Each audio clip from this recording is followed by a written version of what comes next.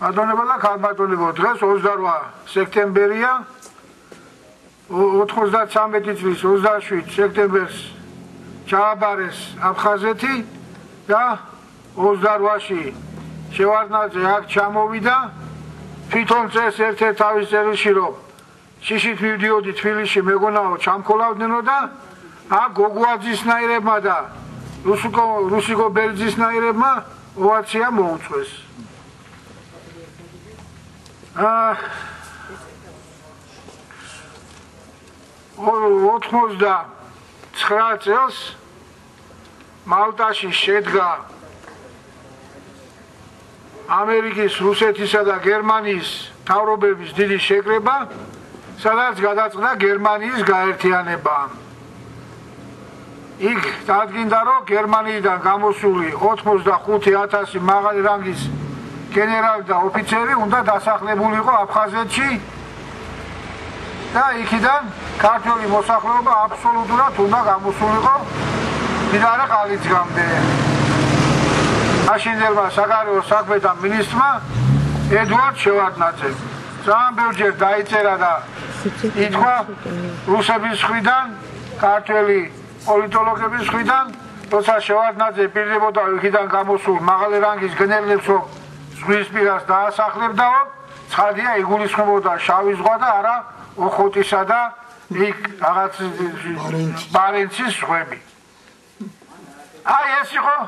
თავი და თავი შევარდნაძის პოლიტიკისა, აფხაზეთის ჩაბარებისა, სოხუმის ჩაბარებისა. 94 წლის 31 აგვისტოს უნდა გამოსულიყო ბოლო რუსის ჯარისკაცი გერმანიიდან, რუსის ატომური იარაღი, რუსის ხიშტი, ტანკები, მანამდე აფხაზეთი ჩაბარებული უნდა ყოფილიყო. ზვიად გამსახურდია მართ ჩააბარა, მოგეხსენებათ რომ რამდენჯერმე იყო შეთავაზება და 93 წელსაც ილორში რუსის მაღალი რანგის გენერლებმა და აფხაზებმა უთხრეს თუ შენ ხელს მოაწერე აფხაზეთის ჩაბარებაზე, ახევარ საათში შენს კაბინეტში იჯდები და სიცოცხლის ბოლომდე პრეზიდენტი იქნებიო. მაშინ ზვიადმა უპასუხა რომ, ბატონმა ზვიადმა რომ მე თუ ხელი მოვაწერე აფხაზეთი დაიკარგება, ხოლო ქართველი ხალხი აფხაზეთს არ დათმობს. ხოლო შევარდნაძის გარდა ვერავინ ვერ ჩააბარებდა აფხაზეთს ბატონებო. აი ეს იყო შევარდნაძის აქ ჩამოთვლების თავი და თავი, მთელი გასაღები იმ პოლიტიკისა, რასაც შევარდნაძე ატარებდა და რითაც დასრულდა აფხაზეთი. შემდგომ მან კარაულოვთან ინტერვიუში ხალხმა შეედავეს პრინციპით პირდაპირ თქვა, მე რომ აფხაზეთი არ ჩამიბარებია, ელცინი დამემუქრა რომ ქუთაისს დამიბომბავდაო და იქ აღიარა პირადად რომ აფხაზეთი მან ჩააბარა, მაგრამ აქით დაგვა მონათა ასე ვთქვათ, რომ კიდე მადლობა მითხარით, რომ ქუთაისი არ დავაბომბიო. ამ პრინციპით ქუთაისი რო დაეთმოდა, ვითხოვდა მაშინ რომ ელცინმა მითხრა თბილისს დაგიბომბავ, თუ ქუთაისს ჩააბარებო და ასე შემდგომ და ასე შემდგომ. ეს იყო ბატონებო საქართველოს ყველა დროის ყველაზე დიდი მტრის ძაღლის გაგდებული სათანას შევარდნაძის პოლიტიკის გასაღები. ამიტომ ქართველი ერი ვალდებულია შევიდეს ამ ეგრეთ წოდებულ რეზიდენციაში, ჩაავლოს ქეჩოში ხელი სათანას შევარდნაძეს და მიაბრძანოს იქ, სადაც არის ქვეყნის მოღალატეების ადგილი. ანუ თავის მიერ და თავისი მოწაფის მიერ აშენებულ ციხეებში. სათანას შევარდნაძის კისერზეა 10,000-ობით ქართველის სისხლი, ტერიტორიის 10% დაკარგული. უიმედობით შეპყრობილი ქართველი მოსახლეობა და დევნილები. ყველა დროის ყველაზე დიდი მტერი შაჰ-აბასის, თემურლენგის, ჩინგის ყაენის რანგის გახლავთ სათანას შევარდნაძე, რომელიც აქ დღეს განცხრომით განისვენებს და მოძღვრავს კიდეც. მაგრამ საქართველოს ყავს თავისი პატრონი, საქართველოს კანონიერი ხელისუფლების უზენაესი საბჭოს სახელით, რომელიც დღესაც ფუნქციონირებს,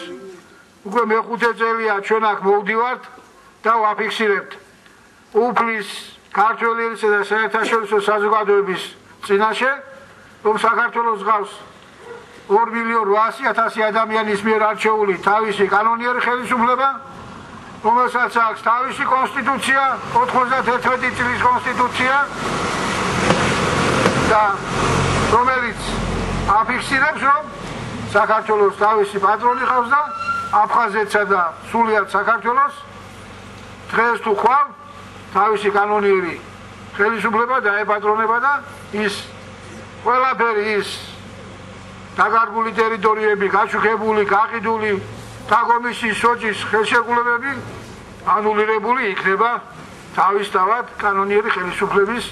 აღდგენის შემთხვევაში და შორს არ არის ის დრო, რასაც უსურვებს სულიად საქართველოს. გვადროთ. ახალგაზრდა ბიჭი ჩახოცილიყო ავღანეთში. ზადა საჭირო იყო მოტყუებით, დედებს გლეჯდით შვილებს მკერდიდა და მითხავდათ ბავშვები 17-18 წლის ბავშვები და სასაკლაოზე კლავდით და დაცინვაც იყო იქიდან ჩამოსულები. იმ სასახლეში რაიდო არავინ არ ახსნეინებდა. ამის შემდეგ, აი ამ ყველაფრის შემდეგ, რაც საბჭოთა პერიოდში მძინვარებდა და როგორც ეს დაფარულად მიდიოდა, აი ამ პერიოდში ზიად გამსახურდიან თავის წიგნით, უпроსტოდ ეს წიგნად ეხლა გამოიცა, თორემ მაშინ გამოდიოდა ესე ჩუმა ციცოცხლის ფასად, რა ხდებოდა ციხეებში შევარდნაზე, შენი მოთხრების მერე, რა ხდებოდა ტაძრებში, რა ხდებოდა საპატრიარქოში, ეს ყველაფერი გამოიტანა დღის ნათელზე, რომ ადამიანებს წაეკითხათ, გამოფხიზლებულიყვნენ და რა თქმა უნდა, თუ ვართ მართლმადიდებლები, თუ ვართ ქრისტიანები, უნდა ვიყოთ სიმართლის მადიდებლები და წმინდა გიორგი, რომელიც ასე მიღებულია საქართველოში, რამე თუ ის მარადიული სიმბოლოა ბოროტების წინააღმდეგ ბრძოლისა. ჩვენც უნდა მივბაძოთ მათ. არასოდეს ქართველი ადამიანი არ უნდა ამოეფაროს ამ წმინდანებს, რომლებიც დღეს ხატად არიან ტაძრებში, გვიმზერენ იქიდან, გვამხნევებენ, გვფარველობენ და გვაძლევენ ძალას იმისას, რომ შევებრძოლოთ იმ ბოროტებას, რომლის სიმბოლიკად შენ ახარ შევარდნაძე, შენ ახარ, რომელმაც გახცენი საქართველოს თავი და სათავე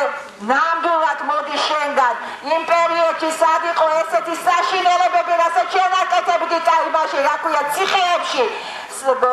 საქართველოს მოამეში ყველაფერი აღწერილი არის, გვარებით, სახელებით და ეს სახელები და გვარები გრძელდება დღესაც და შავსიაში შევაყოლა, ვინც საქართველო დღემდე აი ესე მდგომარეობამდე მიიყვანა და მე მივმართავ აქედან უყოლას გუშინ ტელევიზორის ჩართვაც კი არ მინდოდა და საერთოდ არც არასოდეს არ მინდა, იმიტომ რომ ტელევიზია ეს არის რაღაცა შექმნეს ერთი დედამიწას რეალობას მოწყვეტილი, თითქოს ვითომ სახელმწიფო გამოდიან ისეთი კატეგორიის სულ ერთი და იგივე ხალხი და ამოფარებულები არიან სიმართლის ნიღაბს და ეს ისეთი საშინელება, რომ ძალიან ხშირად მიფიქრია, ღმერთის სახელი ღმერთს ებრძვიან, სიმართლის სახელი სიმართლეს კლავენ და ეს ყველაფერი მიდის ტაძრების ფონზე და თან გვეუბნებიან ამაშენოთ ტაძარი, მაშინ როდესაც საქართველოს თავზე გვენგრევა და მიდის საბილწვა ახალგაზრდების, მიდის ბავშვების საბილწვა, გამხונה ძვიანად და მისაბაძები ხდებიან მამათმავლები, მეძავეები, საქართველოს გამყიდველები. მე არ გადავუხოთ თემას, იმიტომ რომ გუშინ 27 სექტემბერი იყო, ეს ხო ძალიან კარგად გეხერხებათ თქვენ, რომ ყოველთვის ისეთი დიდი დღესასწაული, რომელიც არის მართლმადიდებლობის დღესასწაული, ჩვენი რელიგიური დღესასწაული, მაშინ გიყვათ მართავთა სისხლის დამთხევა და მაშინ გიყვათ თქვენი ბინძური საქმეების ჩადენა. დიახაც თქვენ დაამთხვიეთ 27 სექტემბერი და როდესაც ჯვართამაღლების ასეთი დიდი დღესასწაული 27 სექტემბერი სოხუმის დაცემა დაარქვით თქვენ, რომ ის დიდი დღესასწაული გადაფაროს თქვენ მიერ მოგონილმა და თქვენს მიერ მოწყობილმა საქართველოში ქართველების სასაკლაოდ ქცეულმა აფხაზეთის ომმა არანაირი ომის საჭირო არ იყო იქ. საერთოდ საქართველოს ომი აღარ ჭირდება. აი დაკარგული ტერიტორიები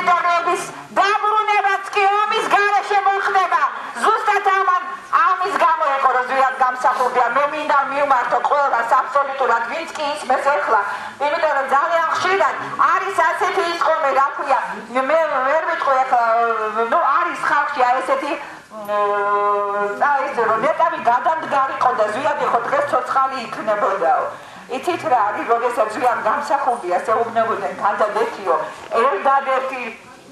მიზანი იყო ამ სიტყვაში ჩადებული თუ ზვიამ გამსახურდია გადადგებოდა მაშინ ხელისუფლება ავტომატურად ამათ ხელში გადადიოდა ეს კი ნიშნავს რომ რაც 20 წლის განმავლობაში საქართველოში ხდება გასხვისება გაყიდვა გაუბედურება საქართველოში და ქართველების წონიერებად ქცევა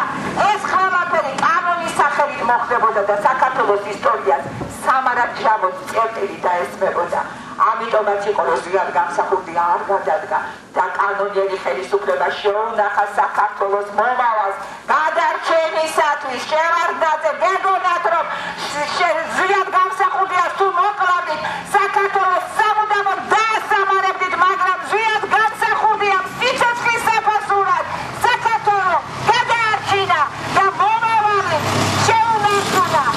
ეს იცოდეთ დღეს ხლევარ გუში ტელევიზიაში ხო კარგად გამოჩით ხო კარგად დაფიქსირდით სუხერა ვინც ახად შეიძლება ყარყარაში ერთად დადგეს იქ ისეთი კატეგორიის ხალხი რომლებიც თავიანთ ექსპერტებს ეძახიან და პოლიტიკოსებს ეძახიან მაგრამ თქვენ ყველა ერთნი ხართ ერთი გუნდი ხართ შევარდნაძის გუნდი ხართ რომელიც ორად გაიხლიჩა ესე სჭირდებოდა ესე გიბრძანეს ოკეანის გახმიდა და გამოხმიდან იმიტომ რომ ერთს უნდა პოზიცია დარქმეოდა და მეორეს ოპოზიცია უნდა დარქმეოდა ვინ მოქცათ უფლება რომ დღეს კიდევ საქართველოზე ილაპარაკოთ და საქართველოს მომავალზე ილაპარაკოთ მოდის ის დღე როდესაც აუცილებლად სიმართლე თავის სიტყვას იტყვის ყოველ ღამეს დღე მოხვება და მზეს როგორც ვერ შეარჩერებთ მზის ამოსვლას დედამიწაზე ისე ვერ შეარჩერებთ სიმართლის გამარჯვებას ამ ქვეყანაზე და ის სიმართლის გამარჯვება იქნება რომ გამწყინდება საქართველო გამწყინდება ის სიმართლე რომელსაც შეეწირა ამდენი ადამიანი ამდენი მართალი მე აღარ ლაპარაკობ ზვიად გამსახურდიაზე და მერაბ კოსტავაზე აი სიმართლე გაიმარჯვებს რომლისაც ასწე გეშინიათ რომლის გამო ცოტნე გამსახურდია დღეს ციხეში არის დიახაც ციხეში არის იმიტომ რომ შეგეშინდათ ცოტნესით და ამავე დროს გინდოდათ რომ ზეწოლა მოგეხდინათ ქალბატონ მანანაზე რეგება ამით მაინც გავაჩეროთო იმიტომ რომ მანანა ძალიან კარგად იცით ქალბატონი მანანა ეს არის სიმბოლიკა დედის იმ დედის დედაღვთისმშობლის სახე რო აქვს მარადიულობა რო აქვს მიღებული უკვე იმიტომ რომ ჩვენ დედები ვართ მაგრამ სამწუხაროდ ერთს ვიტყვით დავშორდით იმ ჭეშმარიტებას დავშორდით და შვილების გაზრდაც ეთხოვა ეს